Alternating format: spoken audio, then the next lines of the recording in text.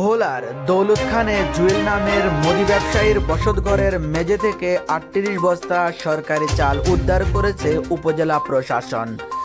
ভোলা থেকে জেলা প্রতিনিধি মোহাম্মদ সিদ্দিকের তথ্যচিত্রে দেখুন।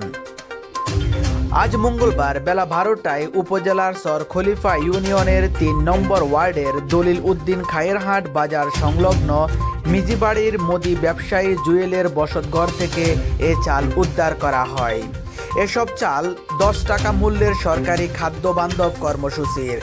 জানা গেছে, গোপন সংবাদের ভিত্তিতে উপজেলা নির্বাহী ম্যাজিস্ট্রেট ও নির্বাহী কর্মকর্তা জিতেন্দ্র কুমার নাথ এবং থানার ভারপ্রাপ্ত কর্মকর্তা ওসি মোহাম্মদ বজলার রহমান সঙ্গীয় ফোর্স সহ অভিযান চালিয়ে সরকারি ৩৮ বস্তা চালসহ ব্যবসায়ী জুয়েল ও তার ভাই কোসিকে আটক করে। এ বিষয়ে দৌলত খান উপজেলা নির্বাহী কর্মকর্তা জিতেন্দ্র কুমার নাথ বলেন, সরকারি ৩৮ বস্তা চালসহ দুজনকে আটক করা হয়েছে।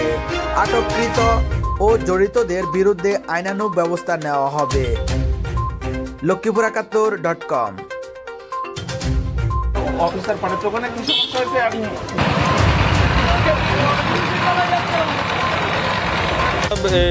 দৌলত খান উপজেলা, ভোলা জেলা দৌলত খান উপজেলার এই চরখলিফা ইউনিয়নের ২ নম্বর ওয়ার্ডের একটা বাড়িতে কিছু চাল সংরক্ষিত আছে। এটা আমরা গোপন সংবাদের ভিত্তিতে জানতে পারি এবং এখানে এসে আমরা একজন ব্যবসায়ীকে আমরা গ্রেপ্তার করেছি এবং বাড়িতে আরেকজন লোককে পেয়েছি। আমরা দুজনকে হাতে নাতে গ্রেপ্তার করেছি এবং তাদের দোকান এবং বাড়ি থেকে আমরা ৩৮ বস্তা চাল জব্দ করেছি।